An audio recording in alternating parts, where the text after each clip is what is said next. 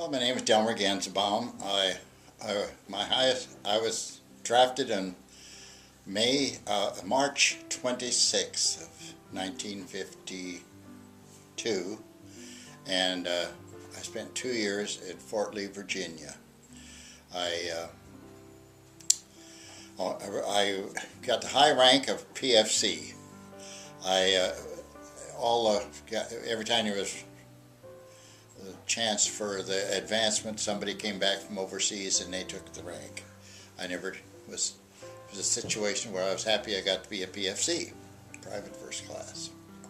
Oh, I was 22 in 1952. Well, I was living on a family farm at the time. Graduated out of high school in '47. I went to Wayne, and then I taught school a couple years in Foster, Nebraska, and I taught the 4th to 8th grades. And then my dad insisted I come home and farm with him, and I farmed for 2 years, and then was drafted, went to service, and I spent 2 years in Fort Lee, Virginia. Never did get home for any of the holidays or anything. And I had met a friend in basic from McCook, Nebraska, and he was stationed out there at Fort Lee with me, and some of his friends had moved to Alexandria, Virginia, and they would always invite us there for the holidays if we were off, if we could come. So we went to Alexandria, Virginia all the time for Thanksgiving and Christmas, and the weather was always like summertime. While the 2 years I was there, you didn't need a coat for Thanksgiving or Christmas or anything, and it was altogether different than what we were accustomed to at home. My brothers had been drafted, and so I was just nip and tuck with the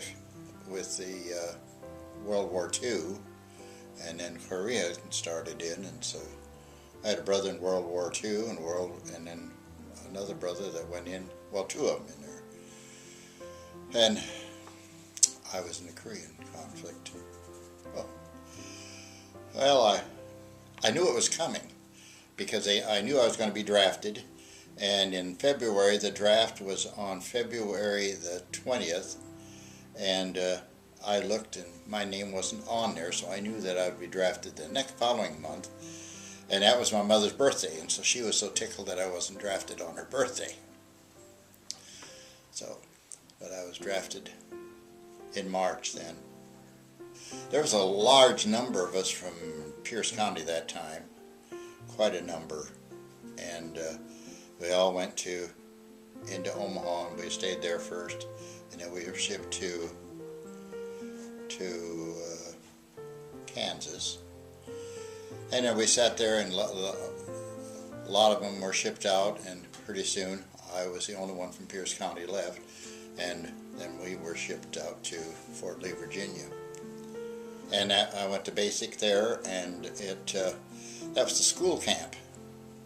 And as soon as we were out, a lot of them were shipped overseas, but being as I had a record had taught school a couple of years, why they wanted me to teach out there, and I said, well, I'd rather not, but I would just as soon do something else. And I said, well, we'll put you in the office, and I typed, but not like ordinary letters. It was a school camp, and so all the orders came into our office, and it was all numbers. There was nothing but digits all the way through, and I worked under a Captain Slade, and he was an Indian, but we got along real good. I did it all my time. I never left the States. I never left Virginia. Oh, I enjoyed it. I really did. And if I would have gotten out of service 2 months earlier, there was an opening and I could have gotten a civilian job doing the same thing. But didn't work out that way, and my dad wouldn't have liked it at all. If I'd have stayed out there. I don't know if I ever did phone. Maybe I did, but Not like nowadays with all the cell phones and stuff like that.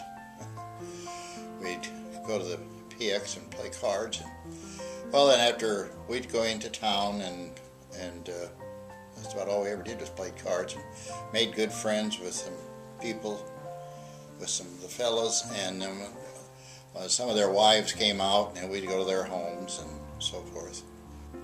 Oh yeah, I got kind of homesick to start with, even as old as I was. Now I have a grandson just in basic, and he said he'd gone to college and he knew he wouldn't get homesick, but I think he found out different because he couldn't talk to mom and dad every weekend either.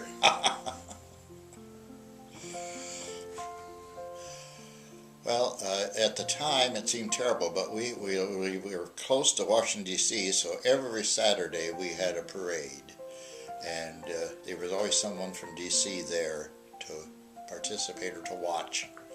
And we would go by the reviewing stand. But every Saturday we had a parade. And then after that, if we got off for the weekend, then we could take off for town after that. But we had a parade every Saturday. Well, it made you grow up, and you had to learn to rely on yourself instead of someone else. And you had to. I think the experience was. I had a real good experience in service, and I made a lot of good friends, but I was at a special place. I saw one gambling, when people were gambling, one time during basic, I saw that. And all the 2 years, I saw one fellow intoxicated. But otherwise, we were in school, in a school camp, and the environment was school. And the people that were in our barracks were all teachers, and they weren't probably teachers by profession, but they had to be teaching the Army basics and so forth. And there was college close there. A lot of them went to classes at night and stuff like that. And so it was a good atmosphere. It was above average, I'll say. Oh yes, I remember. And this friend from McCook, he had his car out there, so we loaded his stuff in and my stuff, and we drove home to Nebraska, and he dropped me off at our home at the farm, and then he took off and went back to McCook. And it was early morning when we got there, and we was unloading our stuff, and about that time the lights came on, and my folks knew I'd be coming home, and so they came out to help us unload and stuff. Oh, we had a little time off. It was just in March, so there wasn't much going on. But it was nothing like,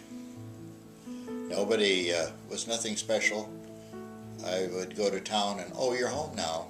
And there was nothing, no fanfare for us. We were just, you were gone, now you're home. Father wanted me to stay on the farm, and so I started farming that spring, and a couple years later got married. But otherwise I made good friends with a kid from Illinois, and I had a lot of friends, but and later on in life, the one from Illinois and Tennessee, and they would come to visit, and we visited a lot. Well, we were farming, and we never did get a vacation until after I quit farming and started working for the Pierce County as Veteran Service Officer. And then whenever we had vacation time, then we could visit our friends in service. And so we went out to D.C. quite a few times to see friends there. Well, I've been a Legionnaire for 60 years, and we have a lot of children and youth programs, and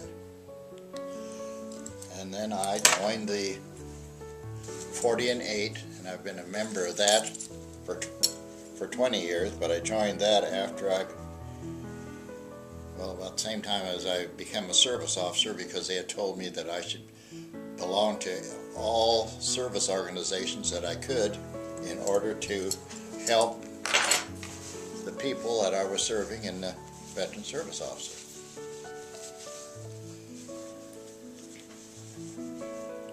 So I had my many caps. I have enjoyed it all my life. I have, and I've always tried to be helpful to everyone. And well, just a couple weeks ago we had a County Legion meeting, and a lady came up and said she was so thankful that I had worked there as long as I did, and she said, "You help so many people," and she said, "I wish you were still here, but we have a good serviceman now, we have a good service officer. He's a good man." Well, I sure made a lot of good friends, and through the years we've kept track of one another. But sorry to say, most of them are gone.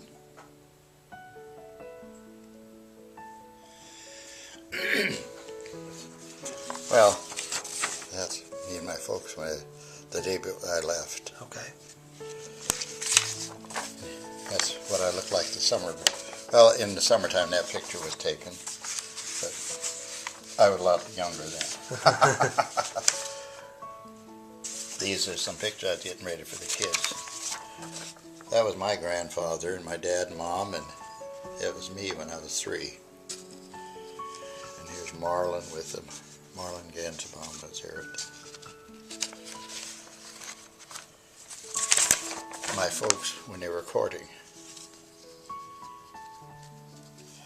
And that's when I was in service. They sent me a picture. My dad was always so short, he was standing on the block.